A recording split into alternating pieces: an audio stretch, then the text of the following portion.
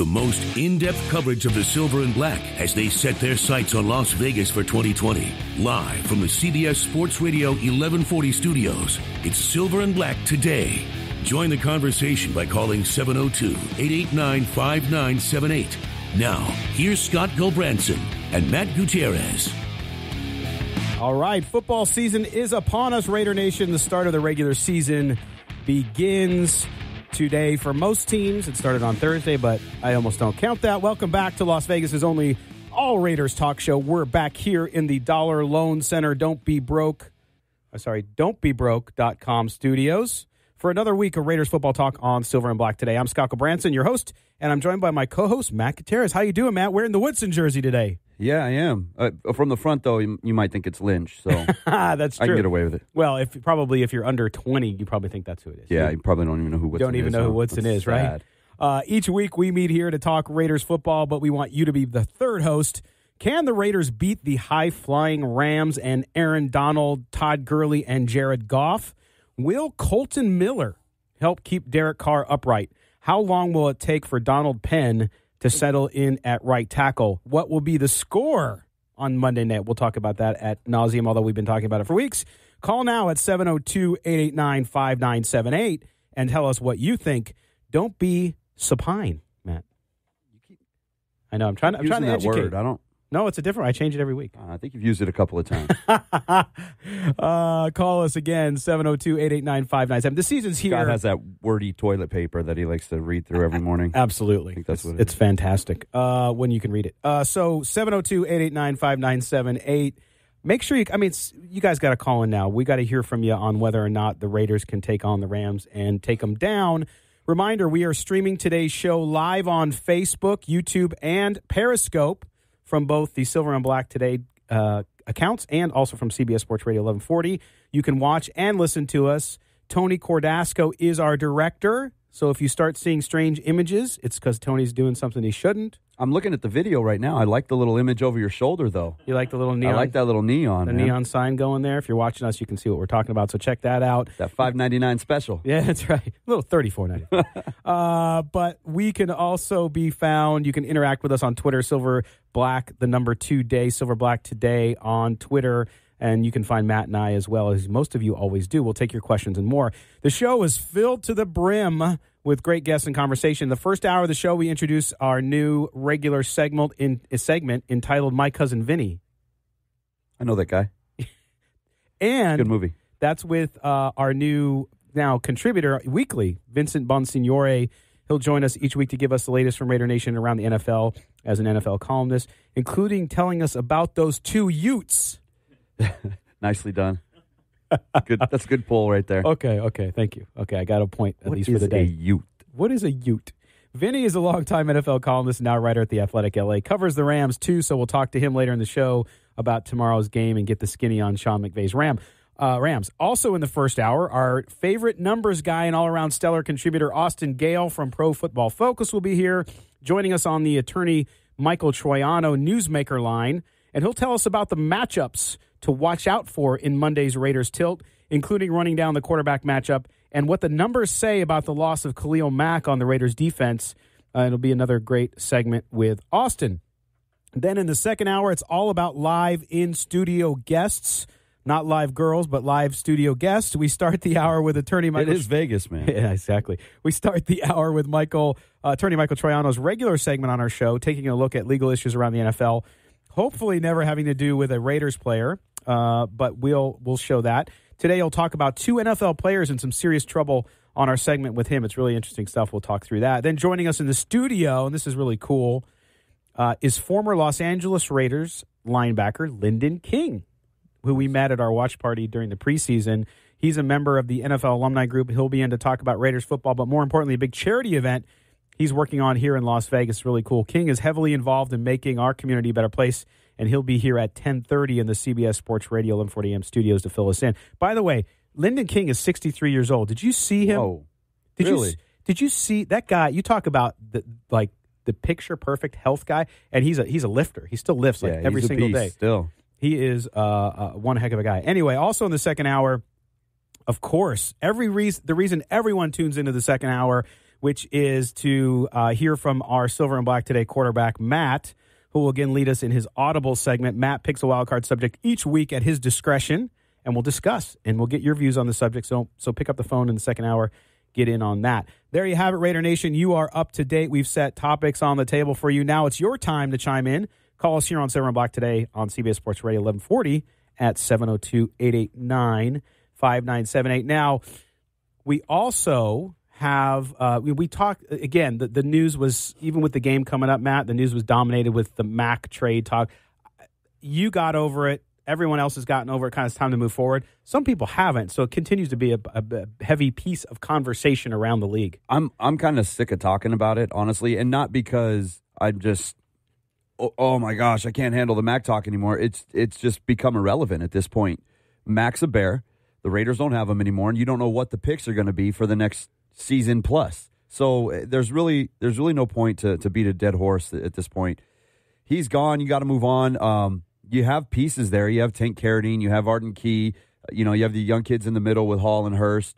You've got guys on that defensive line where there's enough depth that you can make up for not necessarily the individual production of Mac, but the overall production of Mac, perhaps. Yeah, you can't replace it. I think defense, and it's funny because going into the offseason, we all thought defense was going to be the biggest problem. And as Gruden started to fill holes in free agency, I think we all had the same mindset, like, man, this doesn't seem like these guys are going to work. But offensively, it's going to be great. Now you look at the depth chart. Defensively, they look pretty good. They have depth at every position. You can look at their depth chart and say, okay, if these frontline guys go down, you've got guys that can step up behind them. Offensively, suddenly, they look really thin. Well, and yes, absolutely on offense, and we'll talk about that. I think on defense, too, there is more depth. There's no question, especially over the last 3 years, they're at about 3 feet deep. They need to be about 10 feet deep, so there's still a ways to go. Right. But it's about improvement. And you and I have said for the last 6 months that this is a transition year, okay? They're going to be better. Is there going to be outages? Is there going to be times when they fall down? Absolutely. But it's interesting, too. Our correspondent, David Stepanian, did a quick package we're going to play for you now. A little bit on the history. So with Mac being traded away, it's not the first time the Raiders have had one of their great players kind of either via injury, trade, or whatever, actually be gone pretty quickly. And so David took a look at that. We're going to listen to that right now. Here's David Stepanian with a look at history of Raiders trades and great players who went by the wayside. Depending on how the Khalil Mack trade ends up, September 1st is a day many Raiders fans will talk about for years to come. Losing a Pro Bowler isn't something new for the Raiders, whether it's because of trade or injury. Ken Stabler famously had a holdout before the 1980 season. He was traded to the Houston Oilers for Dan Pastrioni, and though neither quarterback would be named to another Pro Bowl in their careers, the trade paved the way for Jim Plunkett to lead the underdog Raiders to pull off an upset against the Eagles in the Super Bowl that same season. Even John Gruden wasn't safe from a trade that led him to Tampa Bay in 2002. The Raiders would reach the Super Bowl that season, but would end up losing to Gruden's Buccaneers. Rich Gannon, who started at QB for the Raiders in the Super Bowl in 2003, would sustain a career-ending injury in 2004. The Raiders wouldn't contend for a playoff berth until 2011, when Jason Campbell led the Silver and Black to a 4-2 record and first place in the AFC West before being injured. The Raiders would hold on to a share of first place for most of the season, but they were eliminated on the last day by losing a home game to the Chargers and a string of comeback victories by Tim Tebow's Denver Broncos. Though Khalil Mack is undoubtedly one of the best defensive players in the league today, only time will tell how the trade will be looked back in Raiders history. For Silver and Black Today, I'm David Stepanian. All right, thank you, David. A little music to get you warmed up for the day. Wind. And yes, we have some viewers on Facebook who are correcting young David with his pronunciation of Dan Pastorini, but that's okay. Young kids, man. Of course, but some names in there. I mean, you talked about during the package. You said, hey, it took 20 years to right the wrong and trading off Gruden. Yeah. And that's the thing with football and any pro sports, Matt, is you're going to make moves sometimes, and you know what? Sometimes they're earth-shattering and they work out. And then sometimes they're earth-shattering and they don't. I think the moves that are, I think the ones that the most risky are the knee-jerk moves, and I think this could be one of those moves. The Mac trade feels like it's a bit of a knee-jerk reaction to a guy not being in camp with a new staff, people trying to establish themselves, and it feels like a bit of a knee-jerk because you didn't have to get rid of him right now. And you can talk about the malcontent in the locker room, and it's going to cause problems and this and that. But you had the best defensive player in the league locked up for the next 3 years if you wanted to have him locked up. And at any point, even after you franchise him, if you were to trade him, you were going to get 2 number ones back for it. Yeah, so I think it was a bit of a knee-jerk. Well, and I think I buy into what Michael Lombardi told us last week, that it was a good move if you stay to the discipline that it takes to be that sort of organization. Mm-hmm. And after our show last week, which is huge, the show blew up because a lot of people listened. It was the first time he had really spoken out and made some good points about it. But he said in another article in The Athletic last week that he doesn't think Gruden will be able to, because he's the offensive side of him, that offensive brain, is going to want to jump. So it could be very quickly. If they do pay Amari Cooper $19 million a year. We'll have to see where Coop goes, right? If they overpay him, then you have to look at the Mac trade and go, yeah, this was personal. Well, yeah, and that's the thing. Again, time will tell on all, but we'll see. Now, we are going to step aside and take a break here for a few minutes, and when we come back, we're going to be visiting with Vinny Bonsignore of the Athletic Los Angeles for our new segment, My Cousin Vinny. And he's going to tell us about the Rams, and we'll take a look at the game coming up. You're listening to CBS Sports Radio, 1140 AM. This is Silver and Black Today, live on CBS Sports Radio 1140. Here's your host, Scott Gulbranson. Welcome back to CBS Sports Radio 1140 AM and the Silver and Black Today. And we go out now on our attorney Michael Troiano newsmaker line with our newest contributor, officially a contributor now, Vinny Bonsignore of the Athletic Los Angeles, to talk Rams and Raiders. Vinny, how are you, man? You getting ready to fly up to Oakland? I'm doing good here at Burbank Airport, getting ready to hop on a Southwest to Oakland, and time to get it on. It's time to play some real football, finally. Can't wait. Yeah, after all the preseason and all those great fun games you had to sit through, right, with all those starters that didn't play with the Rams, and it's good to get back to football the first weekend here of the NFL season in 2018. Okay, Vinny, let's jump in now and talk about this game. So we are on the crux of the first Monday night game of the year with the Raiders and the Rams. The student is about to play the teacher in Sean McVay and John Gruden. The Rams, obviously a very momentous offseason with the acquisitions they made, and Ndamukong Suh, and, of course, the big signing of Aaron Donald and their new defensive back. Just across the board, the Rams, Vinny, are making their run now to go ahead and win that Super Bowl. How are they looking? What's the overall mood there and how they feel going into this season?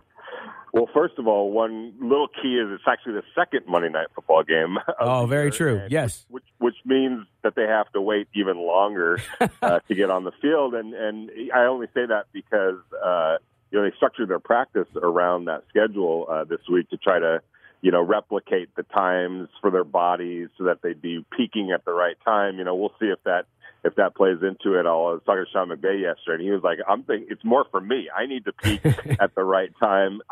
Because he's so jacked up, he always is, but he's so jacked up that he wants to make sure even he is on the right plane come 7:20 on Monday night. But yeah, you touched on it. All the changes that the Rams have made, bringing in 3 stars on defense and Aqib Talib and Marcus Peters and Ndamukong Suh, and then adding Aaron Donald on his new contract extension over the weekend, and then Brandon Cooks offensively. But there's some new toys with an already good Rams team, and I think everybody is just champing at the bit to finally put it on display. We didn't really get a chance to see. Well, we didn't get a chance to see all of it in totality during the preseason, and we finally get that chance on Monday night. I think everyone's pretty jacked up about that.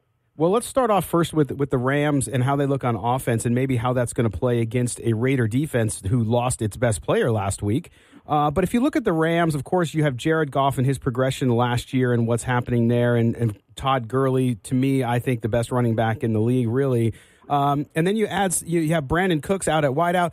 What is this offense? How has it looked in practice? Is it gelling together? Do you feel like they're going to really come out and be a cohesive unit, the type of offensive unit we saw last year? Well, one of the interesting things about first of all, we haven't seen them in the preseason, as you well know. The first-team offense did not take a snap together for various reasons in the 4 preseason games. So we've only been able to watch them in practice, and that's been cut down considerably since they got back from 2000 Oaks from Irvine. But I can say that they've looked really well at times, but they've also looked not shaky, but they've made their mistakes, and you have to account for the fact that they're practicing every day against a really good defense. And up until last Saturday, it was without Aaron Donald, but they still were facing guys like Sue and Brockers and Peters and Aqib Talib and LaMarcus Joyner and John Johnson. This is a good defense, and they cut the offense no slack whatsoever. So there was a lot of give and take during the preseason. I talked to Brandon Cooks about this over the week, and he was like, that makes us better. And it might sound like a cliche, but they truly feel like they got pushed as hard as they're going to get pushed in the regular season against a lot of teams. I mean, that the defense that they're practicing against on a day-to-day basis is probably better than, I don't know, 70, 80% of the defenses that they're going to play. But all of that said, and Ndamukong Suh touched on this last night, and he even said, look, I disagree with coaches who say, practice like you play. It's impossible to practice like you play because there's always an uptick when the lights go on and it's a real thing and there's fans in the stands and you're playing against an opponent that's not your teammate. It just takes it to a whole other level. So, we're going to have to wait to see till Monday and then the preceding weeks afterwards what this offense is really going to look like. Are they going to be as good as last year? Are they going to be as efficient as they were last year? Is Jared Goff really who we now think he was? Mm-hmm. Going back 12 months ago, we were wondering if he was a viable NFL quarterback at all. Now we're wondering, is he as good as he showed last year? Can he be better? Is he going to take a step back? So it's all on the table, and we're still have to wait a little while longer to finally get it all figured out. Yeah, it's interesting, too, the comparisons in some ways as far as the doubters around Goff still and Derek Carr, who will be across the sideline from him as well, a young quarterback who has to find that consistency to really be a true kind of up-and-comer good quarterback. Now, if we look at that offense, Vinny, and we look at the Raiders' defense, what sort of issues do you see the Rams having either up front or against some of the position players that the Raiders have on defense as far as getting that offense rolling on Monday night? Well, because they didn't play together during the preseason, the question is always going to remain, are they rusty? What kind of cohesion do they have? But short of that, if they have that all squared away, not to put a damper on Raider Nation, but it's hard to see any weaknesses on this Rams offense. And I say that because they're bringing back 10 of 11 starters. Their offensive line turned the corner last year from the worst, to one of the best for sure. You add Brandon Cooks to Robert Woods and Cooper Kupp out on the perimeter, and that to me takes the wide receiver group a step up. And you've got the reigning offensive player of the year in the backfield behind Jared Goff, and this is year 2 in Sean McVay's offense. And I can tell you this: they've kept a lot of things under wraps, but I think that we're going to see a lot of new wrinkles to Sean McVay's offense. He said last night, "Look, I'm not opposed to stealing from anybody." So you can imagine that he spent the entire offseason scouring other teams. I remember him telling me last year during a break he watched Oklahoma play. And he's like, man, that Lincoln Riley can call some plays. And I was like blown away by some of the things that they were doing. So I wouldn't be surprised if you see some of Oklahoma's offense in the Rams' new look this year. So to answer your question, to me, if the Rams just take care of the ball, they should win it out.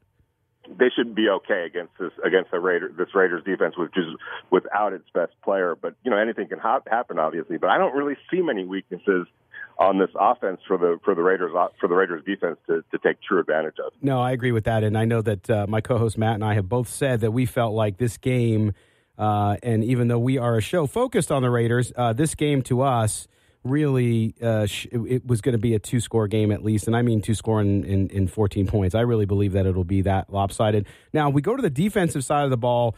of course, everyone knows Aaron Donald, the contract, and what happened there. Then you add in Sue, you have Brockers, and then Peters and Talib in the backfield.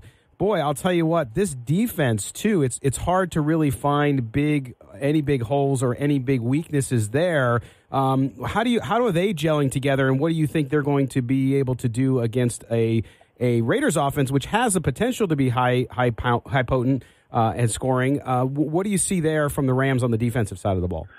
Well, it's funny because I was talking to Michael Brockers on Friday, and obviously we were talking in theory about Aaron Donald and Ndamukong Suh and Michael Brockers and Peters and Talib, but it took Aaron's signing for it to become reality. And he was like, man, I'm like backing out of our defensive huddle in 11-on-11, looking behind me and around me going, bro, we have a chance to be really, really, really good. He's like, but, it's still on paper. We have to take it out on the grass and prove it now. That's on us. But, you look at this defense, and if everyone's playing to their capabilities, it's a pretty impressive group. Now, I will say, we don't know if Mark Barron's going to play. He's their lone returning starting linebacker. Right. You've got a second-year player in Samson Ibukum at one outside linebacker. You've got Corey Littleton now starting in place of Alec Ogletree, who was traded to the New York Giants, and Max Longacre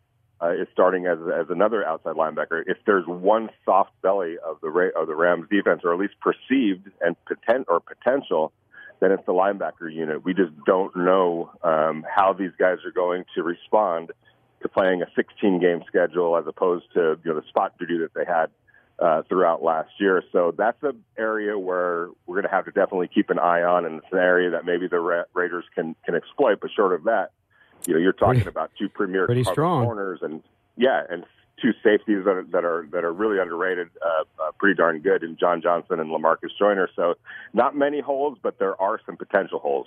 Yes, we're talking to Vinny Bonsignore from The Athletic in Los Angeles. He's on his way up to Oakland for the Rams and the Raiders. Now, if you look at the fact that the first unit on the offense didn't play together, and we saw, of course, across the league, Vinny, this continued desire to not play players because of injury. And we saw, obviously, Geis in Washington get injured as a rookie because he was playing. And it's really going to, I think, lead to first few weeks a little bit more rust in these teams, and especially from a penalty perspective. I mean, we saw with the Thursday night game, all the penalties that were going on. Do you see the league maybe going to an 18-game schedule and cutting back to 2-game preseason pretty soon? I would think that eventually, and probably sooner rather than later, they're going to really take a look at that because, we're getting so far away from, any meaning to these preseason games. Yes, you have guys that are, battling for jobs and it means something to those type of guys. But, let's face it, for a lot of these teams, the Rams included, you could have pretty much picked their 53-man roster months ago. So short of maybe about 5 or 6 jobs that were really up for grabs, there really weren't that many surprises, and I would imagine that that's pretty league-wide now. So to me, knocking out 2 of those preseason games, meaningless preseason games, and adding regular season games to the equation, I think will help everybody. All right, Vinny, listen, I want to thank you, man. Safe travels up to Oakland, and, of course, we will talk to you next week where we'll be able to digest a little bit of what happened on Monday and then look ahead in the AFC West particularly, which we'll have you look into, and around the league as well. So have a great trip up there, and we thank you for joining us.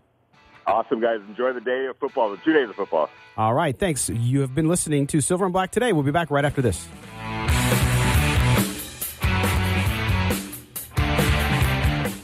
In life, just like in football, you need good hands to score. The Michael Westra Allstate Agency will carry you to success for every insurance need. Auto, business, home, life. Michael will personally see you get the best rates, and our full-service staff at 702-435-4211 will walk you through any claim, not refer you to an 800 number. For over 15 years, Michael has served charities in Las Vegas. He's ready to serve you at 702-435-4211, 702-435-4211.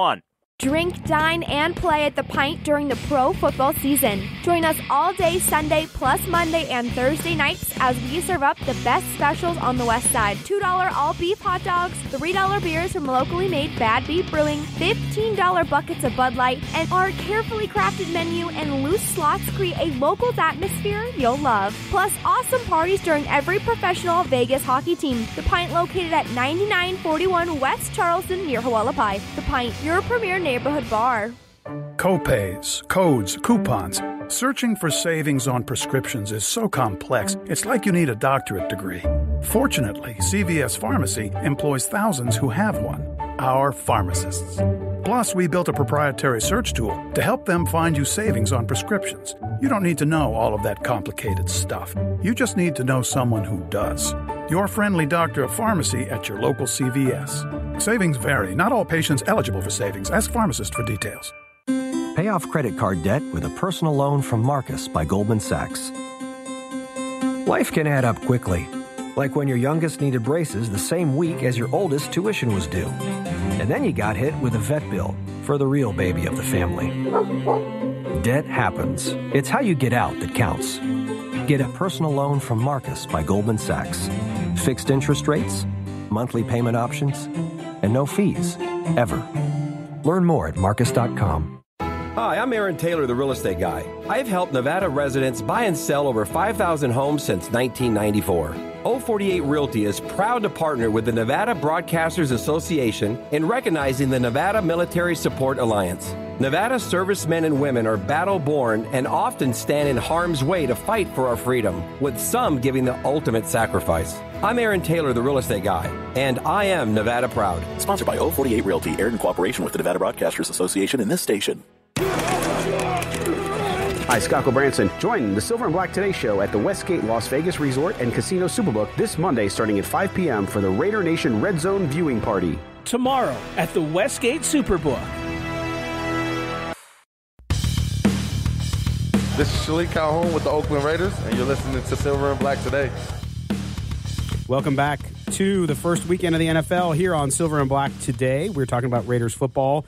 And before we get to our next guest, who is Austin Gayle of Pro Football Focus, we're going out on our attorney Michael Troiano line to get with Anthony, one of our super fans. Anthony, what's going on this morning, my man?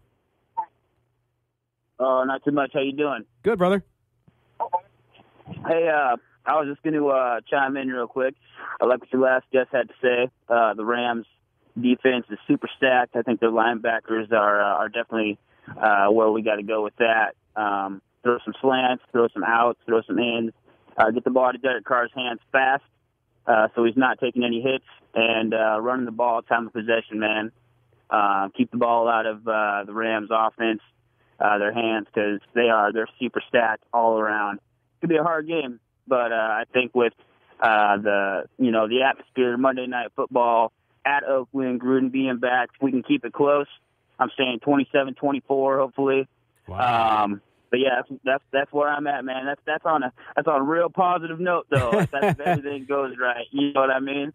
Don't throw it downfield. Well, and if you do, put some chains on Seth Roberts so you can, get some of that attention off of Cooper and Nelson. You got Talib out there snatching chains, so throw some chains on Roberts and we'll be good, man. Oh, Anthony, man, thanks for your call. Yeah, I think it's going to be tough. I think this is you're going to see very quickly how fast Colton Miller has progressed and how Donald Penn is doing at right tackle because, Matt, that line is going to give the Raiders fits. Yeah, it's going to be rough, man. I don't have any confidence in this game going into tomorrow night. I think it's going to be all Rams. I do too. All right, we're going to head out now on the attorney Michael Troiano newsmaker line and bring in Austin Gayle from Pro Football Focus. Austin, you still in Cincinnati today, buddy? Yeah, doing all right, man. Thanks for having me on. All right. Appreciate you being on. Now, let's talk about Raiders and Rams and look into some of the numbers here. If we look at what the Rams have on the defensive side of the ball, looped up and connected with how the Raiders are going to be on offense, the Raiders seem a little thinner on offense than we'd anticipate. How do you see those matches shaping up, and what are the Raiders going to be facing with that stout, new, rebuilt Rams defense? Yeah, absolutely. You have to first look in the trenches. You have Aaron Donald and Ndamukong Suh, Michael Brockers going head-to-head with the best Raiders offensive lineman they've got, and Kelechi Osemele, Gabe Jackson, Rodney Hudson. That's really where they're going to be tested. And if whoever kind of wins that battle is going to dominate, that side of the ball. And if Gabe Jackson and Kelechi Osemele can move bodies around, this Raiders run game can get going. If not, it's going to be a long day for Marshawn Lynch and company.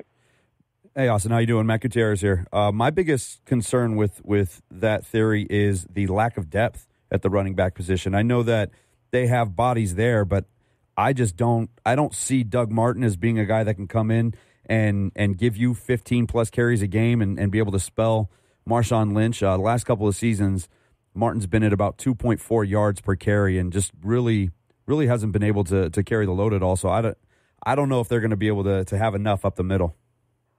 Absolutely. If they have to rely on Doug Martin a lot due to, maybe because they're mixing him in because Lynch is tired, it's going to be a long day. Doug Martin last year ranked last in elusive rating, last in forced tackles per touch, last in yards after contact per attempt. He doesn't create on his own. He's too old and out of gas to really turn no plays into gains. And if they're going to rely on Marshawn Lynch a little bit more, that's how they're going to get this run game going. If they try and mix it in, do like a two-headed monster, this could be a long, long day for the Raiders rushing game. What are you talking about? Come on. Scott's been all over. He's loved Doug Martin since the day they brought him in. I'm on the opposite end of that spectrum. Austin, he's gonna surprise the world, man. It's like the fountain of youth. He's gonna be find happy him. if he surprises that locker room, man. Forget the world. Austin, now if we look, talking again to Austin Gayle from Pro Football Focus, let's look at the Raiders on offense. You're talking about the running back and the running game there, as Matt brought up. Now let's look at Derek Carr. Derek Carr in this new system with what John Gruden has brought to the Raiders again. What are you looking for from there? We saw some of the numbers last year, and you guys have really done a great job of breaking down the differences between Derek Carr in 2016 and 2017. Where do you see him going? What's going to have to happen for Derek Carr to find that Pro Bowl, high-end Pro Bowl, maybe top quarterback in the league form that he might have had before? First and foremost, he's going to have to master this offense. This offense is going to be so much different than the one he saw a year ago and the one he's seen in his MVP season in 2016. This is an offense that relies on pre-snap motions, making calls at the line of scrimmage, hitting the right read, and really just staying disciplined in the offense. If you try and do too much in this offense, you're going to force throws and make bad decisions. If he can be a second Gruden on the field and just be kind of the puppet while Gruden's the master, he can really excel in this offense. Gruden create separation with his play calling. He doesn't rely on wide receiver. That's why he's able to bring in a versatile Jordy Nelson and still have success. I think if you can really see Carr master this offense and make the right calls, he's going to be making simple reads, passing into the flat on play action, and really moving the chains rather than trying to do big plays and maybe do too much. That kind of got him into trouble last season. Yeah, I think Carr had a little more freedom in 2016 with the offense than he did last year. Last year, he seemed a lot like the entire team. They seemed handcuffed more with the system than their ability to go out and make plays. Gruden's offense, like you mentioned, it allows him to have a little more freedom, the ability to check off of things. I think that's the perfect fit for a guy like Carr because I think that's a system where a heady-style quarterback, guy with that kind of skill set where he can get out and make plays with his legs without having to be an actual running quarterback. I think that's where he can excel. Absolutely, and I think when he's able to make check calls at the line of scrimmage, he's going to be able to put the Raiders in good situations when they're going against stacked boxes or whatever it may be. And Raiders, John Gruden isn't a guy like Todd Downing that is lackluster in game planning. John Gruden is going to attack the weaknesses of this Rams defense, which I believe is the linebackers and edge defenders. Colt Miller and Donald Penn both have had their struggles, but I think the Rams' interior defensive line is outstanding, but the Rams' edge defenders aren't much. And I think he's going to be able to attack that with outside zone and call maybe 5-step and 7-step dropbacks because it gets Carr away from the interior defensive line and allows Penn and Colt Miller to handle the lackluster edge defenders that the Rams have. And let's jump to the other side of the ball. Defensively, I think the Raiders are in for a really tough go because this Rams offense starts and ends with Todd Gurley. He's the thing that really makes it go. As good as Jared Goff was last year, you have to have that run game. And probably the biggest question mark on the defensive side of the ball, because it does look like the secondary is much improved, would probably be the linebackers. If they're not able to fill those holes and really stop Gurley from getting to that second level, I think they're going to be in for a long day. Absolutely. This is going to be a great test for the Raiders' new look linebacker. All three of the starters did not start or play for this Raiders team last year, and they're going to be tested. I think if they can keep Gurley contained and force Goff to throw the ball, they're disciplined enough in Paul Guenther's scheme to fight their play-action games, fight the boots, and attack the screens. I think they're a much better coached linebacking core this year, but when it comes down to the run game, as good as you're coaching AD, you're going to have to shed blocks, you're going to have to play the right reads, and really make plays. Our scheme can only do so much in the run game, but I think in coverage specifically, when they're playing the right zones and getting dropping back in the right cover 3 spots, they can be a good defense without, exceeding, Deion Jones level talent. So, Austin, now we look at the other side of the ball and look at the Rams, and Matt talked about Todd Gurley. Obviously, I believe the best back in the league when you look at all the intangibles as well as the numbers he's put up. But Jared Goff, is Jared Goff the real deal? We saw, he went from, as Vinny Bonsignore told us earlier on the show, he went from someone who maybe they thought wasn't going to be a viable starting quarterback in the NFL to a guy who did really well last year and almost got them to the promised land in many ways. Is he the real deal? What do you expect from him now with what he's got around him, that improved offensive line? I think he's still going to thrive under a McVay-led offense. McVay put Goff in such good situations last year, kept him away from pressure, allowed him to roll out and play action, and gave him easy reads. Very similar to John Gruden. And Sean McVay, obviously, a branch of the John Gruden, coaching tree, is going to have a very similar offense to John Gruden in that he protects his quarterback with appropriate reads and really disciplined offense. It's going to be, all tied to how McVay does it. But just like every other quarterback in the league, Jared Goff struggles under pressure. If you can get pressure with a 4-man rush, which is going to be much harder for the Raiders defense without Khalil Mack, you can affect the passing game and really put Jared Goff out of funk. And I think it's going to take Tank Carradine, Bruce Irvin, the rookies, P.J. Hall and Reese Hurst, to really attack this offensive line and get there with 4 guys if the Raiders are going to have any hope, getting Jared Goff. Austin, now if you look at you mentioned Khalil Mack again, and again we're all kind of beating that horse still, that dead horse. But this defense, when you take Khalil Mack out of it, I know you've gotten deep into the numbers on this thing. What's going to have to happen? You can't replace the guy; he's a generational player, and that's not going to happen. But what are you going to have to see? You mentioned the young kids just now and what they're going to do, but from a production standpoint, what's that hill to climb for the Raiders? Yeah, what's going to have to happen is twofold. One, Paul Guenther has already said it. He's going to have to get more creative on defense and how he applies pressure. Yes, he's going to have to blitz more, but he needs more 4-man stunts. He needs to rush linebackers and pull defensive linemen into coverage, really mess with the offensive line to create pressure without having elite-level talent. 2, Bruce Irvin is going to have to step up. He needs to be a number 1 edge defender. He needs to create pressures on his own. He needs to fight through double teams, both in when rushing the passer and when playing run defense. Khalil Mack, in addition to being one of the best pass rushing edge defenders in the league, is easily the best run defending edge defenders. And if Tank Carradine becomes a weakness early, Gurley's going to be running outside left all day long. All right, Austin, we got about a minute left. I've been on the Rams are going to run away with this game train for the last few months now. How do you see it playing out? Do the Raiders have a shot in this game? I think the Raiders absolutely have a shot. The game is going to start slow. Both offenses start slow. Yes, they have explosive playmakers, but they're going to want to start the run game early, get play action, throw into the flat, get both quarterbacks warm. But if the Raiders hang around too long and keep this game close, you could see this game break open in the 3rd and 4th quarter when Brandon Cooks starts to tear through the Raiders secondary and really put points on the board. Yes, the Raiders have a chance, but this is going to be a very hard game to overcome. Got to agree with you, man. Austin Gayle has been our guest today, Silver and Black today. Thanks again for joining us. Enjoy today in Cincinnati. Thank you. All right, we'll be back after this. More Raiders talk. CBS Sports Radio, 1140 a.m.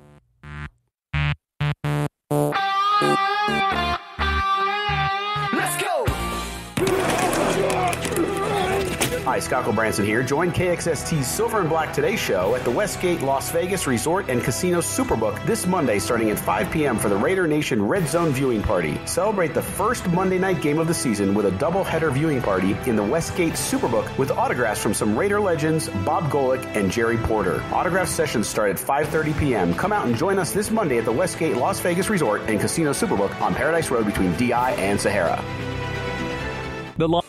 This portion of Silver and Black Today is powered by the law office of Michael Troiano. Help us talk the Silver and Black. Call us at 702-889-5978. Here's Matt Gutierrez and your host, Scott Gulbranson, on CBS Sports Radio 1140 AM.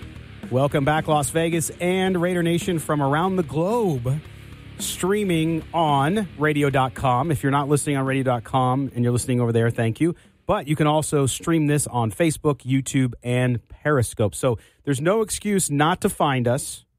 And you can take a look inside the studio and see a lot of black and silver in the studio. Oh, you're going to see a lot of it in the city pretty soon, man. That's right. And we talked about this sign. For those of you watching online, we have this little Raiders neon sign here. And I found it yesterday. I went into Walmart to grab garbage bags. And we keep hearing people say, hey, there's not a lot of Raider stuff in town. I feel like there's a joke in there somewhere. The garbage bags? Garbage bags. You walked out with Raider gear. It just... I know. Well, it was garbage bags. It's too easy, right? And I bought some huge bags of lime garbage bags. I like that. Going back to some our sponsor, attorney Michael Troiano is here. He's a criminal defense attorney. He hears me talking about bags and lime, and that's not a good combination. And Michael's gonna join us. And Michael, you can jump in anytime. Your official segment is next hour, but you're welcome. You asked us if we got our bets down. Did you bet on the Raiders? I stayed off that game. Good man. Take the Rams. Take the Rams, man. Take the Rams. I know Raiders fans are giving us grief online because they think that they have a chance. It's all right. But, Austin brought up some good points, Matt, there about what they're going to be facing. I think that defense for the Rams is so stout that you're going to know in week one, and maybe it's a little unfair because it's week one, you're going to know real quick where the Raiders are on the offensive side of the ball. I think going back to my way too early predictions that I did, I think I had this game at, I want to say 31-14, maybe somewhere around there. Yes, you did. I don't see the Raiders being in it, and I've seen this from this team too many times. I talked about it yesterday on Adrenaline that they have been part. So home teams on this Monday night doubleheader, since they started doing it, home teams are 6-6, 500 record. Raiders games are responsible for 5 of those 6 losses. The Raiders have lost 4 home games, and then they won on the road. Then they won a road game in Denver, which I was actually at that game. That was a lot of fun. Janikowski hit that 63-yarder in that game. Oh, yeah. But they're responsible for 5 of the 6 losses at home. So I've seen it from this team too often. That crowd is going to be nuts. It's going to be loud. Gruden's return. Everybody's going to be hyped. And I think 3 drives into this game, it's going to be out of hand. It'll be interesting. Now, this week also, there was news, and again, a lot of it rumor-based and a lot of it jumping to wild conclusions, and that was around the Raiders lawsuit that's coming up. The city of Oakland's going to sue the Raiders, so the Raiders could very much well leave Oakland after this year, which, Matt, you've been saying for a long time. Mm-hmm. And even Commissioner Steve Sisolak here in town said, well, if they want to come with Speedway, we have ways to get. The reality is, and I spoke and wrote a story up on silverandblacktoday.com speaking to a source inside the organization, not going to happen. Right. And a lot of people, it's not that you couldn't explore it. The fact remains, Matt, I think we just put, in my view, the rumors to bed because there's nowhere to play. There's just nowhere to play. Right. My thing yesterday was the only way they come here is if they can weigh out the money situation as far as the cost for renovations for Sam Boyd, because really Sam Boyd's the only almost kind of viable option. I don't think the Speedway works. That place is too massive. It's not the short track in Bristol. That is a huge stadium to try to put people in stands where you're going to be 150 yards away from a field that's 100 yards big. I mean, I don't think that works at all. But Sam Boyd, how much money is it going to cost to put those renovations into Sam Boyd, into the locker rooms, into the Wi-Fi, everything that goes into hosting an NFL game versus how much is it going to cost you to lease a stadium for a year, whether it's San Antonio, the Alamo Dome, whether it's Qualcomm in San Diego. Maybe you weigh that out. If you come out on the positive end, slight chance. But I still don't think it's Vegas. I also don't think it's Mexico City. I still don't think it's San Antonio. I always thought Berkeley would be a good option, but there's just so much bad blood up there in the Bay Area. I don't know if they even hang out. Well, and I think it's going to be Jalisco, Mexico. No, I'm just kidding. No, I don't think so. Here's the deal. The one spot that makes the most sense is San Diego, right? No team there. You have a stadium. Yeah, it's a piece of junk, too. It's not much better than at least there's no baseball field on it. There's no baseball field there anymore. But here's the deal. It's not going to be L.A., okay, clearly, because there's already 2 teams there, even though the Raider fan base is massive there. But here's the thing. I don't think the Raiders and the NFL. I don't think the NFL will allow the Raiders to go to San Diego because it's going to eat. The Chargers claim the San Diego market still, and they get fans to come up from San Diego. I know. But I'm just saying. Think about how messy that is. Oh, the Chargers claim San Diego. The Raiders claim L.A., but they move the Chargers to L.A. and won't let the Raiders go to San Diego. Exactly. But I'm going to throw out. You ready? Now I know you were making fun of. I know where you're. You were making fun of our friend for saying Mexico City. I have an option that no one's talked about that builds into the future fan base here. Because this week I was in rural Nevada, northern Nevada, all the way from Reno to Elko. So Elko is about 160 miles. Except for Vegas, it's all rural Nevada, isn't it? That's true. 180 miles from Salt Lake City. Okay? Mm-hmm. Why not? And I was asking folks up there too, hey, what's your NFL team around here? Of course, because I'm multitasking. And they say, well, people usually bring their teams, but it's going to be interesting. People are starting to talk about the Raiders because they're coming to Nevada. I said, interesting. So why not play in Provo? Well, Provo, Utah, BYU. Yeah, BYU, where you're not even allowed to, do anything, really. You're going to bring Raider Nation and that's to no Provo, offense to our LDS Utah. brothers and sisters. Yeah. There's no Why not? chance that would work. That city would burn to the ground if you brought Raider Nation to Pro. I don't even know. That's why it makes so much would sense. Lose their minds. Are you kidding me? It's like Snow White dating Lemmy from Motorhead. I don't believe you can buy alcohol anywhere near Provo. You know they're not going to sell it at the stadium. What are the tailgates? What are you saying? The Raider fans have to have beer? I'm saying Raider fans have beer. It's not that they have to; they have it. Yeah. They have beer. They've got the shots. It's a party. You move to root beer floats. Man. Root beer floats instead. You're gonna. I hope they don't have metal detectors at those games because people are going to be smuggling things into there. Well, I'm throwing out a different spot that would be big enough because I think they fit 65,000 into the BYU Stadium up there. But because if you look regionally, there's nothing else. I mean, San Antonio to me is just it doesn't work. The place is a dump. I mean, the dump is a dump. I know you play there for 1 year. It's just so far removed. I know there's Raider Nation all over the country. Yeah, logistically, I don't think that works at all. Same with Mexico City. Arizona? Despite the Bay Area stuff, I still like Cal. I think Berkeley is and the Raiders played there the best option. Yeah. Honestly, I mean, you don't have to move your facilities, practice fields, anything. Everything's right there. You just go 10 minutes up the freeway and you're in Berkeley. So maybe they can work that out. I don't think they play in the Coliseum though. No, and I've been saying it for 2 years. I don't think they play in 2019. I don't think they're in that Coliseum. Well, and don't rule out Phoenix either. If the Cardinals are willing to do that and they charge you some rent. They could always go to Sun Devil Stadium. They could go to Sun Devil, where the Cardinals used to play. Which is actually under construction right now, being renovated. Yeah. So it's going to be a better place. But I think it's interesting to watch the story, but I can tell you what the person told me, and that's the way.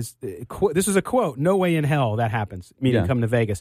So it was fun to talk about it, and I think it shows the excitement in the city of people who want to come here. Now, our sponsor and the head of our next segment, attorney Michael Troiano here from TroianoVegasLaw.com. Michael, you went and got your tickets, man. How was that experience? It's official. He's got his Raiders season tickets. Yeah, it was a once-in-a-lifetime experience. Definitely had some reservations when pulling up, making that kind of commitment. But being born and raised here in Vegas, I couldn't imagine ever having an NFL team here. It's just something I couldn't back out of. I had to make it official. Now, cop to the fact of what your number one team is. Well, both my parents are born and raised in Pittsburgh, Pennsylvania, so I'm a diehard Steelers fan. I'm a diehard NFL fan.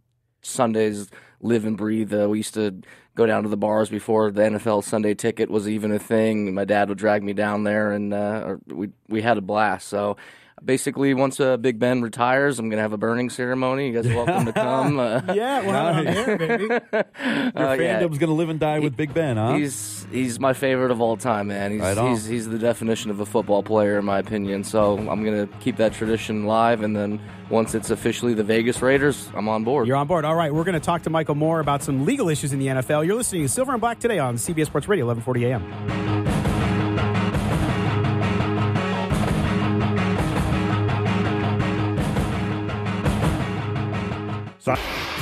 Get a shot of adrenaline, sports adrenaline, Saturday morning from 8 to 10 on CBS Sports Radio, 1140 a.m.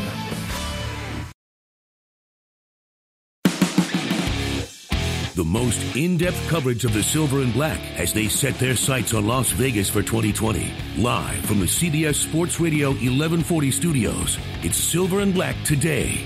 Join the conversation by calling 702-889-5978. Now, here's Scott Gulbranson and Matt Gutierrez.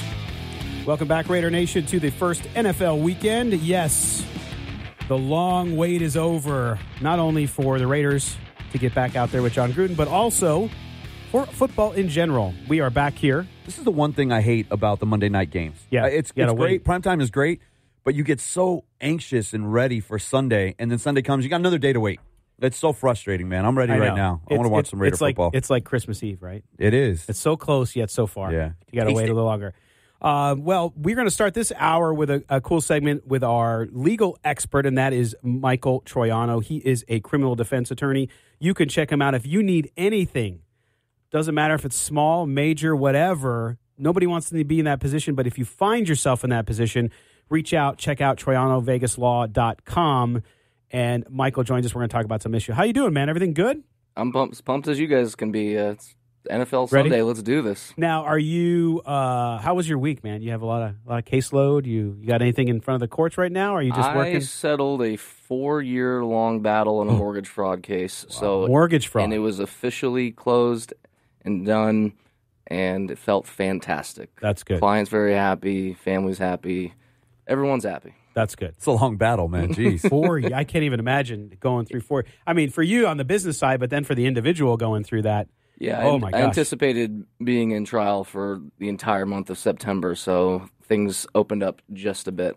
Nice. All right. So you have more time to watch football. Okay. Well, we're going to talk about a couple NFL. That's the one thing that we bring Michael into is with the NFL and what happens in the league. There happens to be a lot of legal issues, and many of them are criminal related. So we're going to talk to Michael about that now. First of all, your team, your Steelers, legend Greg Lloyd had a recent arrest. Tell us about that and what's going to happen with him. What's he facing? Well, it's sad because he was one of my childhood favorites. Greg Lloyd, if you remember, he was a sack machine, and he even had that little special Bruce Lee karate chop that he would come in to do the sack strip move. So to see that name pop up on TMZ is, it's never a good day when your name's on TMZ, in my opinion. So basically, he's accused of pointing a gun at his wife and basically threatening her life in a not-so-roundabout way. She claims that he's done this previously, not only to her, but apparently he had a charge, I believe, in the early 2000s where he pled on for something similar but it was a non-domestic issue. So he denies it adamantly. Strangely enough, he denied it directly to TMZ, so I don't know what that's about. Hopefully he's saving some of that NFL pension money and retaining counsel and not making his own representations in the future. But it's pretty serious, especially in the state of Nevada. If you are accused of battery, well, he's not. He's accused of assault. He didn't actually touch the individual, but just so people know, in the state of Nevada, if you're accused of a battery, which is just an offensive touching, if your wife got upset with you one night and tossed a little bit of wine on your arm, that's actually a battery. It's an offensive touch. And I've defended one of those cases. Henderson, of course, they take things a little bit more serious out there. But that is a battery. Then you have the domestic component, your wife or a loved one. And so in Nevada, if you use a deadly weapon, which would be a firearm, obviously, if you were to strike, pistol whip your wife with a firearm, that's a battery with domestic violence and with the actual firearm in and of itself, and that's a mandatory prison term. So that's a charge that you must escape or get a not guilty on. Well, in Nevada, I mean, we're notorious for being an open carry state, and we're much more friendly for concealed carry. And just so that if there's anybody out there who doesn't like me, I have one. But just brandishing a weapon too can get you in trouble, right, Michael? I mean, just if you take out a weapon and you're having words with somebody, even if you don't point it at them. Yeah, I mean, just the intimidation or the threat in and of itself. And you're right, Nevada's laws are very relaxed, in my opinion, which is a good thing. I'm a CCW carrier as well, so you could either open carry without the permit or conceal with it. But firearms are serious business. If you even allude to the fact that you have it and you may do something with it, outside any rational explanation, you're going to be looking at charges. That's an assault in of itself. If you were to say to me, hey, Mike, I got a gun and, give me the wrong look, I could reasonably go to the police and say that's an assault. I was in fear of my life based on that threat, even if you didn't actually brandish it. You talked about him more or less defending himself to TMZ.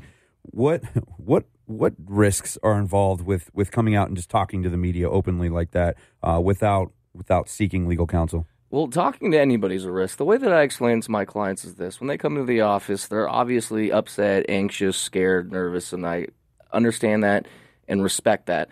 But the way that I explain that to them is, at least as far as the criminal game is concerned, when you're facing allegation or charges, it's like playing poker, except the good part about it is they have to show you your cards first. So there's absolutely no reason, not no reason, but in a lot of circumstances, it's best to just allow them the time to properly present and provide their discovery, allow us to sit down in private, review it, and do our proper time and research. Now, sure, there's certain cases, and more so with media figures that come out and be aggressive early on, but a lot of times, at least in my position, where clients aren't always as high profile, they're not in that position where they need to come out and make some immediate statement. So to go out there and make discussions and comments to the media in most cases is foolish, because quite frankly, all he knows is what his wife supposedly said. He doesn't know the way that his wife interpreted it to the police, what's written down in the report, what the 911 call sounds like. There's just a lot of things that are going to get lost in that interpretation. Now, in this past offseason, again, we're talking to attorney Michael Troiano. He's great criminal defense attorney here in Las Vegas, our official legal expert here for the Silver and Black today. Also, during the offseason, Raider fans were really excited when linebacker Mychael Hendricks came in for a visit. He ended up signing with the Browns, not the Raiders, and that's a good thing, because now Mychael Hendricks has pleaded guilty to insider trading, Michael. From a criminal standpoint, that's a federal deal, right? So now what kind of punishment is he facing? He obviously copped to it because he got caught red-handed. What happens now for him? When the feds are knocking on your door, it's a bad day. Oh, yeah. They've got something like an absurd 97, 98% conviction rate if you go to trial. They have endless funds and endless resources. He's in a world of hurt right now. Fortunately for him, I'm not aware of him having any previous criminal history, either involving insider trading or anything of the such. So I would imagine there's going to be a hefty fine. He might do some jail time. If he was a low-profile guy, probably not. But then again, Billy Walters went to prison. Right. I mean, that guy was untouchable. So anything's possible. I actually do have an interesting insider trading story to share if we have time. Yeah, absolutely. So Jerry Jones was involved in a popular case that I learned about about 13 years ago in law school, and with insider trading. And case law was set based upon this. So he was at a college football game, and he overheard, so they call it the eavesdropping case, some sort of stock or trade going on with some insider people regarding the stock market. And he used that information to make a move, essentially, and he financially benefited from it. And that's essentially what insider trading is. But they tried to bring a case against him, and he fought that, because what his opinion was, and the courts agreed, was he just overheard it. It wasn't a conversation between you and I. Hey, wink, wink, nudge, nudge. We're about to make Blue Steel's about to make a move on on this. And he prevailed. But in situations where you are a participant in the discussion, if you're to tell somebody like, hey, I own a smoothie shop and we're about to go public, wink, wink, it's time to go in, or whatever it may be, that's going to put you in a position of having information that the public doesn't. So you either have to disclose it and then potentially trade on it, or not do anything. Wow. That's it. It just seems so. What's the word I'm looking for here? I mean, there's such a fine line there between having an actual physical discussion and just being around it. How do you make that determination unless short of having video of that conversation, how can you say, yeah, Jerry Jones just heard about this, but he wasn't, right? Well, you don't put yourself in that position, right? I mean, it's one of those situations where he probably expended a lot of time, money, and energy, but Jerry Jones has that. Yeah. And not all of us talk about endless funds. Yeah. And Hendricks, obviously, he's a multimillionaire. He's in the NFL, but at the same time, the way that the information at least came out in the articles is that he specifically traded favors, tickets, autographs, merchandise, exposure to be a part of these meetings and get that access for that information. So it was a blatant quid pro quo as far as that is concerned, and it's a clear violation. I think he was smart, though, to come out early plead guilty, and just make plead. a deal, right? And I know that's not something many people want to hear from their criminal defense attorney, but when you're in his sort of position, it's a financial issue, you have no priors, and it's the feds. I don't know all the facts of the case, but I think he was advised properly regarding that. Yeah, and like you said, Jerry Jones, it would be hard for me to afford you, and he can afford like 100 of you, right, on any given day because he's got so much money. Again, we're talking to attorney Michael Troiano. Now, Michael, it's football season. That means a lot of our listeners are going to be going out to watch Raider games. They might be going to their favorite watering hole, casino, whatever it may be. So people start drinking. People get emotional, so they might get in fights. They might do other things. Emotional, yeah. Mildly put. So for folks out there, regular everyday folks listening to the station, if they do something that they shouldn't do, if they drink too much, they get behind the wheel, they get pulled over, what's the first thing to do and in closing to really know about if folks get into a situation like that and they need someone like you? Well, first of all, they shouldn't. It's 2018, and this sounds counterproductive. This is how I pay the mortgage. But at the same time, we've got Uber, Lyft, friends, family, and 2 beers will get you a DUI. A lot of people don't believe that, don't think that, but I have plenty of people that come in my office that legitimately had 2 beers. So everyone knows you can be charged and convicted and have to spend a lot of money and meet with me for being even under a .08. A lot of people think, I just blow into it, I'm done. You will be arrested and charged even if it's under a .08. So trust me on that. Just don't do it. Just don't do it. Just don't do it. Well, Michael, again, I want to thank you for coming in, and you will be in all season long. So we appreciate that. Again, Michael Troiano. Oh, my gosh. Hit me. The sponsor's sitting here, and I can't pronounce his name. Michael Troiano, attorney at law, TroianoVegasLaw.com. Thanks, brother. Go Raiders. All right, there you go. We're going to step aside now for a break.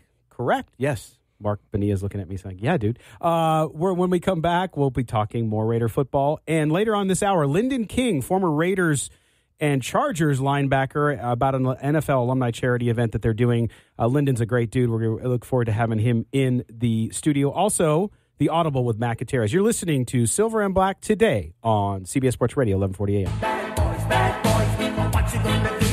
What you gonna do when they come for you? Hi, Scott Branson here. Join KXST's Silver and Black Today show at the Westgate Las Vegas Resort and Casino Superbook this Monday starting at 5 p.m. for the Raider Nation Red Zone viewing party. Celebrate the first Monday night game of the season with a doubleheader viewing party in the Westgate Superbook with autographs from some Raider legends, Bob Golick and Jerry Porter. Autograph sessions start at 5:30 p.m. Come out and join us this Monday at the Westgate Las Vegas Resort and Casino Superbook on Paradise Road between DI and Sahara. Hey, this is Rodney Hudson. You're listening to Silver and Black today. There's the man, Rodney Hudson. You know, I would say he's underrated, but he's not. I mean, everybody who knows football, it's the position. It's the position. It's the position. It's not it's not the glory position on the line. Everybody looks at the tackles always. No, but that guy. He's the quarterback of the offensive line. Yeah, without question. And he's in front of the quarterback, right? Because he's a center. He is that. Yes. All right. Hence the name. Center. Yeah, we are back here on Silver and Black today on CBS Sports Radio 1140 AM in the Dollar Loan Center, don'tbebroke.com studios. I'm Scott Branson. He is Matt Gutierrez. We have producing engineering Mark Bonilla today, and Tony Cardasco is directing our video. So if you want to watch us on Facebook, YouTube, Periscope, we are there as well. And you can take a live look in the studio. Also want a reminder, this time slot every week, well, actually our normal time slot, 8 to 10 a.m., every weekend. It is a sports weekend every weekend here at CBS Sports Radio. And Saturdays from 8 to 10, you can catch Sports Adrenaline, Las Vegas, which, of course, covers all sports, not just the Raiders. They do cover the Raiders as well. Make sure you tune in 8 to 10. You can also stream their stuff online as well. And then we are on 8 to 10. And now we have a new show we want to tell you guys about on CBS Sports Radio, Sunday afternoons / early evenings from 4 to 6 p.m., or it'll shift depending if there's a game on.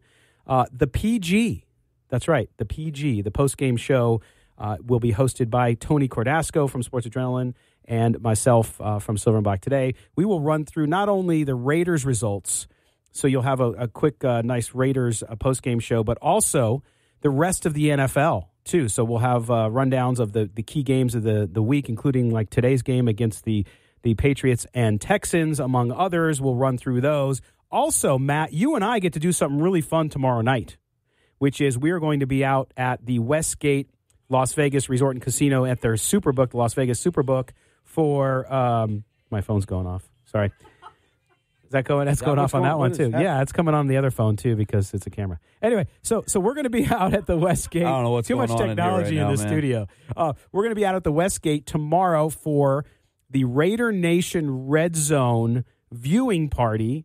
It's a free event. You come on down. Kids are welcome as long as they're with a parent that's 18 years old. So it's an all ages deal in the sports book even. And we're going to be there. We get to sit down, Matt, and interview Bob Golick and Jerry Porter. I can't wait, man. You get to hang out with some Raiders and then watch some Raiders. Oh my! Imagine that. Yeah, that works out pretty well, I think. Yes. No, but that'll be a good time. Little watch party down there. Talk to those guys. Free autographs too for people. Yeah, bring out your '84 jerseys. Right, and you guys in our little group text message between the Adrenaline team and the Silver and Black Today team, you guys were talking about Saved by the Bell because Bob Golick was. If anybody brings a copy of Saved by the Bell, look, man, be embarrassed. I'm a '90s kid. Well, 90s teenager, I guess. I was born in '78, but when Saved by the Bell was the thing, I was that age. I remember the college years. Weren't as good as the regular show, but I remember Golick. I remember Golick out there. I missed it. Mike Rogers, right? That was the name on the show? I don't know. I think so. I never watched it. I passed it on the channels, but I never watched it. But they're going to be there, free autographs, so you come on down to the Las Vegas Superbook at the Westgate. Also, we will be streaming a live show. So that's right. You get Silver and Black Today 2 days in a row, this morning, and then tomorrow it'll only be on the radio.com app. So if you're in Las Vegas, we're not going to be over the air because the Dodgers, that team that's falling back and going to miss the playoffs. They're going to win today. They'll be half a game back. Settle down. Hey, I'm a Padre fan. I got to pick on other people. They're only 58 games back. That's all. And that's a good year. So we're going to be on radio.com. So if you're listening to us over the air, download the app now. It's your window into all the great stations from Entercom, including all the great sports stations from across the country. But we will be on there, Matt, with a special streaming-only show from 5 to 7, where we'll talk to Golick, we'll talk to Porter. And I want to ask, Porter and Gruden don't have the best relationship. So I'm going to be interested to talk to him. Of course, probably not as bad as Porter and Shell. Yeah, that's true. That was a little more dicey, ugly. I think. That was ugly. But we're really looking forward to those guys. So come on down. Make sure you get down to the Westgate Resort and Casino at the Las Vegas Superbook, which is still, by the way, I got to tell a quick story. The Superbook is where I spent my entire time at UNLV on Sundays, because what we would do, for those of you outside Las Vegas, when you go to college here, there's no last call because it's 24 hours. Which gets you into a lot of trouble. So we would go out, and next thing you know, the sun's coming up, and it's like, well, why go to bed? It's football Sunday. So we would go to the Superbook, which was the Hilton at the time, and we would sit there. We would get free food and drinks, pass out for an hour here or there, and wake up and have another screwdriver or whatever we were drinking. But I love that place, man. And they've improved it unbelievably. I don't think you're allowed to pass out in the book anymore. No, not anymore. Yeah, that was back. That'll get you tossed, man. Yeah, that was back in the day. Now you can't do anything anymore. But anyway, best sports book in the world in my view. So we're going to be out there again, 5 to 7 on radio.com. Come down, meet Bob Golick, Jerry Porter, get their autographs, have fun with us. So that'll be great. And the other thing I was going to talk about was we are also excited because coming in the studio in our next segment is Linden King, former linebacker for the Raiders and the Chargers, actor, singer. He had his own country band. He actually was, did you know this? He worked with a choreographer and came up with the Ghost Rider dance, which is, I'm not a country guy. Yeah, I don't know what the Ghost Rider dance is. Well, I do my research, so I was looking it up. And it is like a line dance, and it is like huge. Like, I mean, I don't know how old it is, but it's huge. And he was part of actually inventing it.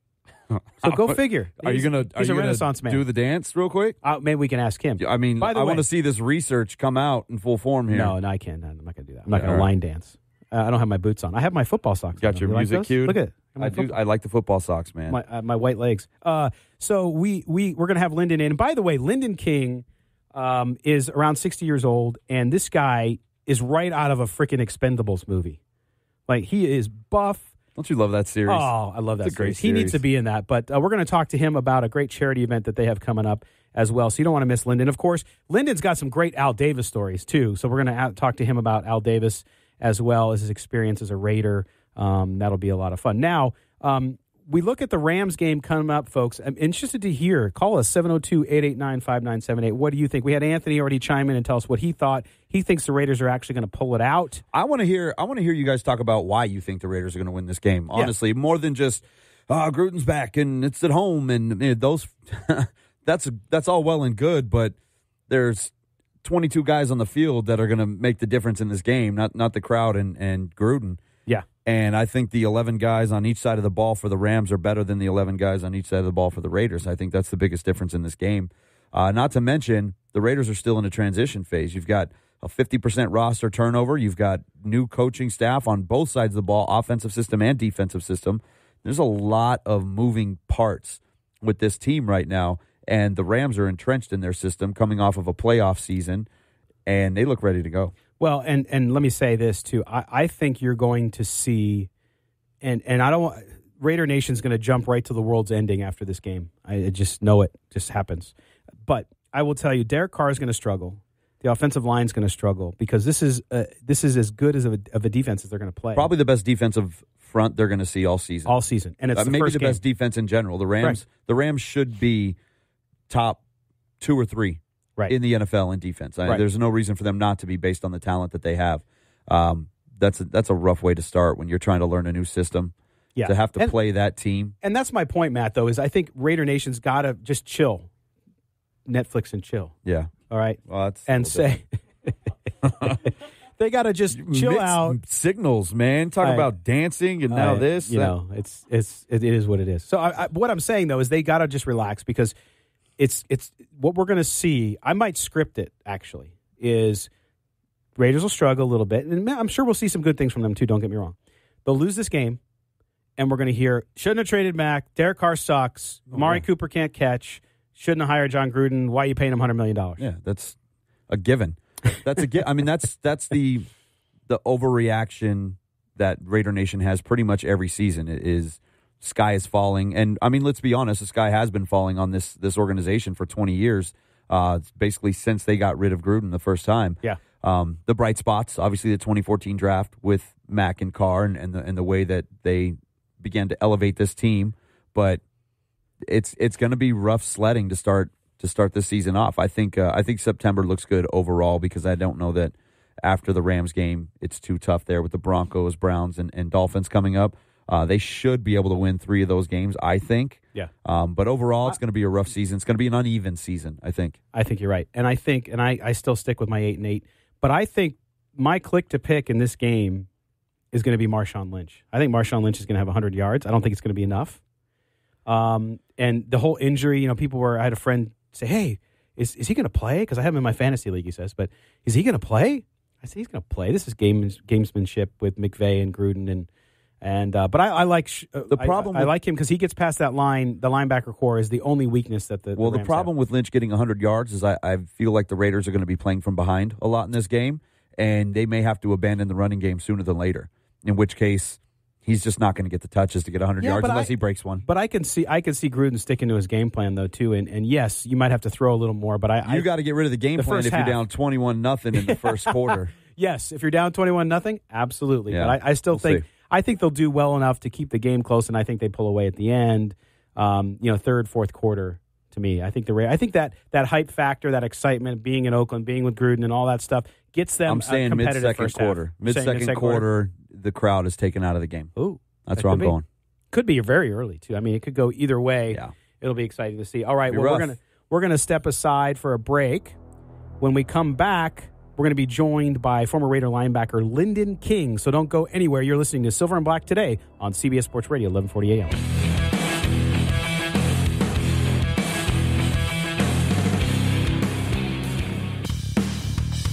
The only way to take Silver and Black today with you is with the radio.com app. Download it today and search CBS Sports Radio 1140 in Las Vegas. And listen to us anytime, anywhere. All right, welcome back. Silver and Black today here on CBS Sports Radio 1140 a.m. in Las Vegas. And we're excited as we have a special treat for you. Joining us in the studio today is a couple former NFL linebackers, including former Raiders and Chargers linebacker Linden King and Morlon Greenwood. King, of course, third-round draft pick out of Colorado State in 1977. You were the 77th pick in 77. That was really, when I was looking it up, I was like, wow, that's kind of cool. Played 9 years in San Diego, where I grew up. Yep. And in probably the best game I've ever seen, which is the 81 playoff game against the Dolphins. Miami, yeah, that was a That was a good game. And then, of course, the next week broke my heart because it was against the Bengals in the Freezer Bowl. Well, and we went from Florida to Cincinnati was 60 below zero. And I knew we were in trouble the first time we tried to throw the ball. You know, they give the ball to Pete Johnson, he'd fall forward for 3 yards. And we came in and Fouts tried to throw a ball, and the wind just took it. Yes, and fans, and it's like, oh, this is not going to work. I know it was funny because you watched the old video and it was like Don Coryell, 84 degrees in Miami, and then minus 59 wind chill. Yeah. And Coach Greg putting Vaseline on his face because it was so damn cold. Yeah, and they came out. Munoz, all those guys, they came out in short sleeves. I mean, it was a mind job they did on us too. How do you focus in games like that? I've been to a couple of games where the temperature gets down into the single digits and you have the wind chill. But I can't imagine having to play in that and having to focus on the game when you're that just uncomfortable. You know, being, and Morlon can tell you, being at that level, once the play starts, nothing else matters. You don't notice it. But when they take a TV timeout, it's like, Jesus Christ.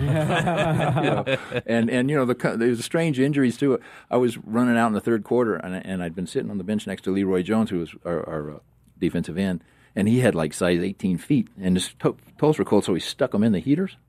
And there was a turnover. We run out, and I'm behind him, and his feet are smoking. Oh. And the Adidas, the old cleats, they were fiberglass on the bottom, and he had started melting them. And he had his shoes taped on, so he couldn't get the shoe off. It was burning. And I couldn't help but laugh. Yeah, and he was looking for snow to go stick his foot in. Not your typical Southern California problem that we have. Yeah. Well, and we have you guys here to talk about an important NFL alumni event coming up. First, we want to ask you, Linden, since we're a Raiders-focused show, you played, first of all, you played for two coaches that both should be in the Hall of Fame, Tom Flores and Don Coryell. It's a travesty both men are not. Right. I can't understand it. It makes no sense. And then, of course, playing for Al Davis. And I know there's a great story that you talk about, and I'd love for you to tell people about, is going to Al Davis's office and asking for a raise. Oh, well, I'd been playing a long time at that point, so I figured, he's a player coach. Well, you walk into his office and you sit down and you notice that no matter where you look, because of the way he has all these mirrors positioned, you see Al Davis no matter where you look, and he's just sitting. And so I started my negotiation process, and he goes, "Now, let me just cut you off right there." And he says, "You remember Seattle game?" Yeah. He goes, "Remember third quarter, second series?" Yeah. He goes, "You missed a tackle, it cost us." He had everything down, and I'm like, "Okay, I'm in over my head here. I'm looking for help, but every place I look, I see Al." Just walking in there had to take just a set, man, because going in up against Al Davis, he's larger than life, right? An intimidating guy. He's a legend in the league, but I got to say, I was cut from the Chargers, having led the team in tackles and sacks the year before. I had minor knee surgery, and they brought in the new ownership, and for some reason they didn't like me, so they cut me, and I didn't get any calls, and I was wondering, and Al called me. He goes, "What's wrong with your knee?" And I said, "No, I had surgery, but it's cool." And he goes, "Come up and run a 40 for me." And I did. But, the NFL is the NFL, and it's kind of a good old boy network, and I don't know what the rap was on me, but nobody would touch me. I ran 140, he said, "Go get dressed," and that was that. Wow. So like that, man. And we had the team full of players like that. Well, it's the Spanos family, so everybody knows what happened there. So Gene Klein was a different guy. He was a cool guy. Yeah, he was. Different kind of owner, right? Yeah. Well, yeah. The thing I remember about him is, he had all the money. He could buy any car he wanted to. And he when Smokey and the Bandit came out, and this is how old I am, he went out and bought one of those black Trans Ams. Burt Reynolds, who just passed this week, unfortunately. One of my favorite movies, by the way, as a kid. I saw the movie 100 times and continue to watch it. That's how old I am, yeah, but I'll tell you what, it's amazing your career and going from the the Chargers to the Raiders. Of course, both teams hate each other. It's more one-sided because after the time you left, actually, the Chargers have been very, very up and down, a lot more downs. So have the Raiders. But looking at your career of being a Raider, I mean, is there anything like, and we'll ask Morlon here in a second too, since he played in Miami. Is there anything like being a Raider? Because you were both a Charger and a Raider. Right, yeah, and every kid wants to be a Raider. And when you go through your college... Is that right, Morlon? Every kid wants to be? Well, I want to be. But not in Miami, though. It was a nice place to end my career. But because of the intense rivalries we had, the first day I got in camp, I was still a new guy, so I was out with the rookies in this piece of crap trailer, and I'm getting dressed, and it's my first day, and I'm trying to think, because of the rivalries, was there anybody that I really cheap-shotted or anything that I have to worry about today? And it gets dark in my locker, and I turn around, and this guy is huge, and he just looks at me and goes, "You're Linden King?" I said, "Yeah." "You're Linden King." And I said, "Yeah," and I grabbed my helmet because he's way bigger than me. And it's my first day. I gonna whack this guy. And he goes, "It was Sean Jones." And he's on defense. Yeah. So I didn't play against him. He goes, "Damn, man, I've been playing against you for 5 years. I thought you were black." So I was like, "Phew." Yeah. Wow, That's awesome. Yeah, be on the good side there. Now talk about you were an LA Raider, so you don't have that Oakland tie necessarily, even though the Raiders are tied to Oakland. Yeah. Now they're coming here. How does somebody who only played for Los Angeles view them as now coming to Vegas? What do you mean? That's how I view them. I mean, I think it's a great move. Oakland is a great city and great people, but the facility is not where it should be for the NFL.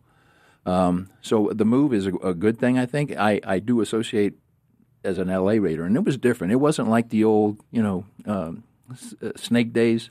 It was Hollywood, Marcus Allen and hanging out with O.J. Simpson, and I mean, it was a whole different thing. But it was a good experience, but it was a bad experience in that in L.A., if you're not winning, nobody comes. Right. So when you're in the Coliseum, it holds 110,000 people, and there's 30,000 people there. You only got one there, and you got one there. Yeah. So it was fun. I loved it. I loved every second of it.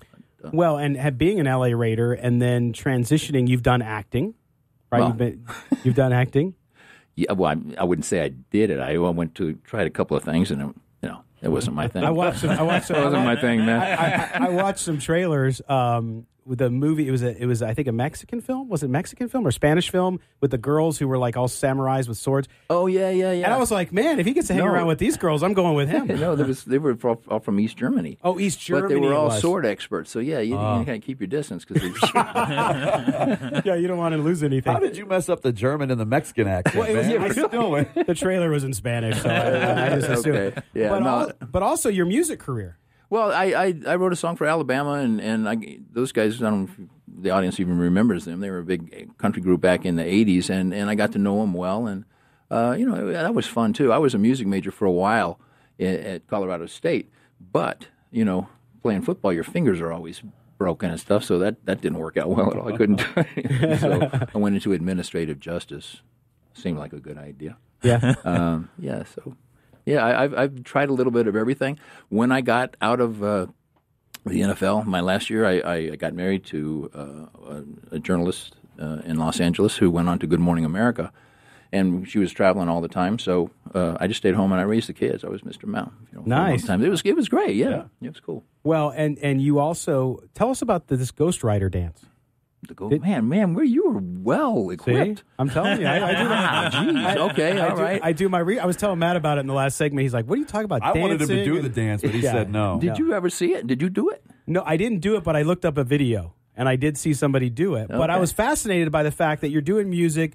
You hook up with a choreographer and this dance, and it goes big. I started a band, and I was the house band in Covington, Kentucky, at this place, and that was we took that old Ghost Rider song and put it to a Wing and a Prayer. Okay, so it was a cool, hard driving song, And one of the guys that would come in there every night, he made up this dance, and before you knew it, all that part of the country, they were doing the Ghost Rider thing. You know, I love it. Cool. Nice. You know, if you could get some royalties off of a dance, it'd be nice. But you don't. It would be. I asked Chubby Checker about that one. Yeah. Again, we're talking to Linden King, former Raiders running back, and Morlon Greenwood, also a former NFL running back. And when we come back, we're going to go to a break here in a couple minutes, and then we'll keep you over for the next segment and talk about the alumni event. Talk about, Linden, because you are a Raider, Raiders are Raiders for life, right? Correct. Al Davis said it. Mark Davis continued to say, all the guys say it. Right. You still go back occasionally to the games. You mix up with all the big spenders in the big seats and do Yes. alumni events. You're well equipped with them. What's it like now with John Gruden back? You think this is the turning point for the franchise to get back where it needs to be? I love John Gruden because he's an old school kind of coach. And I was just back last month for the opening of the practice year. And he loves the old guys. And so I think that he's going to bring this team together. At least I hope. He's already trying to make some bold moves. He's the missing link, I think. You know, to get that Raider dominance back that every year they're going to be close to the playoffs, if not, ahead of it. I think he's the guy. I just can't wait for him to get here. That's the problem that I'm having. We go back and schmooze back in L.A., but it's not the same. Not the same. The fan base here, the cities are so different. Right. I moved out here from L.A., and I just came out here for a drive one day. I was sick of L.A. Couldn't take it anymore. I was living downtown, and there's the guys out banging on drums and screaming and fighting. And I just had it. And I came out here, and I stayed off the Strip. I went towards Lake Mead. Ended up in Lake Las Vegas, and I just said, I'm staying because it's cheap and it's beautiful, and I'm staying. 3 days later was the Mandalay Bay thing. Oh, geez. And I was totally impressed with the way the city responded to that. Yeah. And I said, I want to be here. And I would probably have come out after the team come, but I just decided to do it now. Yeah, it's a misunderstood community. Well, we're going to step aside for a break, and we come back. We're going to talk to Morlon and Linden about a big alumni event that they have here in Las Vegas for a great cause. You're listening to Silver and Black today on CBS Sports Radio 1140.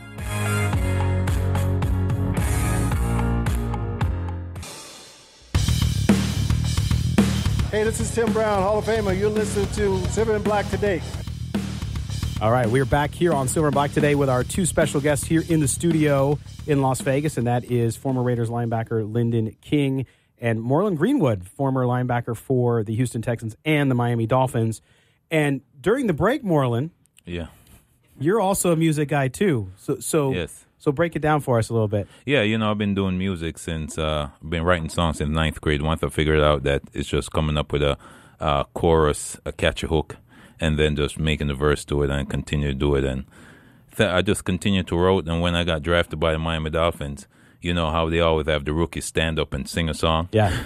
Well, they said, Marlon, your turn to go up here and sing a song. So I got up and I sing one of my songs that I wrote in college called Blow the Skylines Out of Proportion, right? Meaning that there's no limit to what you can accomplish in life. And afterwards, Seth Levitt, who was the PR guy at the time, was like, Marlon, that was pretty good. And I was like, really? Because, I didn't know if they were like, just boosting me up because they were my teammates. And Jason Taylor and all those guys were like, it was pretty cool. And then I went in the studio, recorded the Skylines.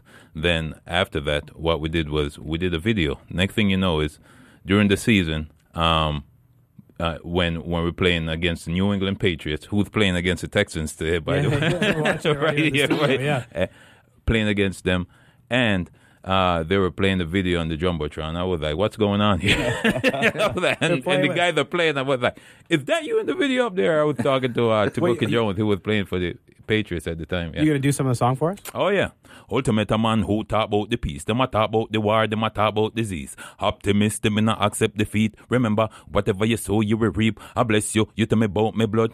Top behind me back in my face, skin your teeth. You worship the devil and the mark of the beast. Me, I praise up Jesus and the word where him preach. Blah, blah. You know it's ultimate. Big bad and bold face. Call off a roll with Excalibur. You know how we do it.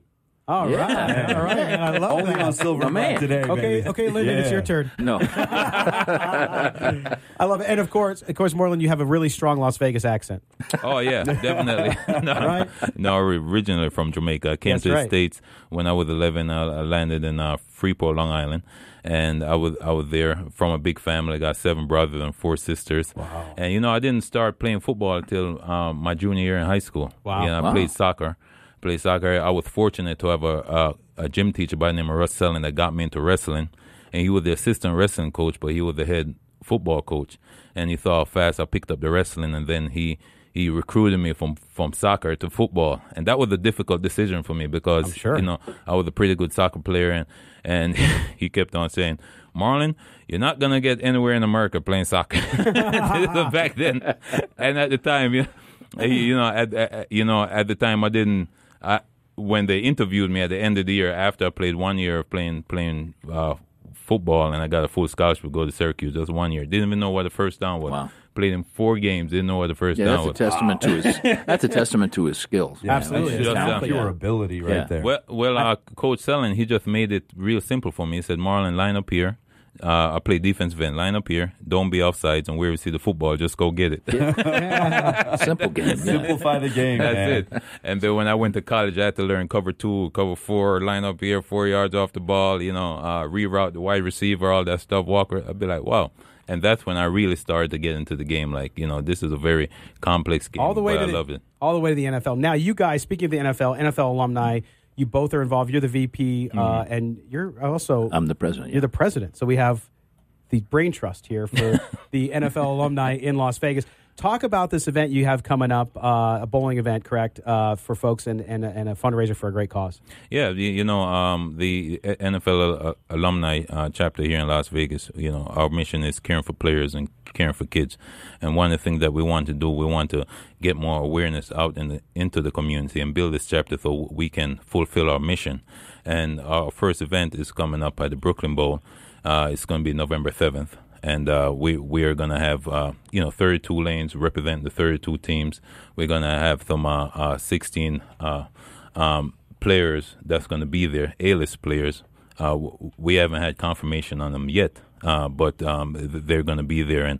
And for more information on that, we can have them contact Cheryl Burnham, who will be able to put them on the list and let them know about. So when we have confirmation on those players, we could pair them up with them. There's going to be sponsorship level there, and it's going to be fun, and it's for like a great cause, because we all know that the children are the future. You hear that all the time, and this day and age with social media and everything, that we want to make sure that we're leading them in the right direction. We're providing the right leadership for them so we can make the world a better place. And we all know that growing up, we had mentors, we had leaders, we had people that tell us to stay on the right path. Like I had Coach Selling that got me involved in wrestling and football, and that gave me opportunity. I would have never played football, never. I mean, I used to watch the thing on TV, and used to watch Joe Montana falling on top of his head and flipping. I was like, what? And watching a whole bunch of guys just running up into each other. I'd be like, why don't the running back just go, just run outside? Exactly what my son said. It's so easy. Just run out there. Just run outside. Why are you running up into the crowd of people all the time? And yeah, definitely those mentors and those leaders that I had growing up, including my father, and gave me the opportunity. So that's what I want to provide for the children and also the players. A lot of people don't understand, and Linden could expound upon this some more about, these players. Not everyone is getting. You have to understand in the Tom Brady thing. Yeah, you have to understand. You mentioned I was a 77th draft pick. That's the third round. That's supposedly good.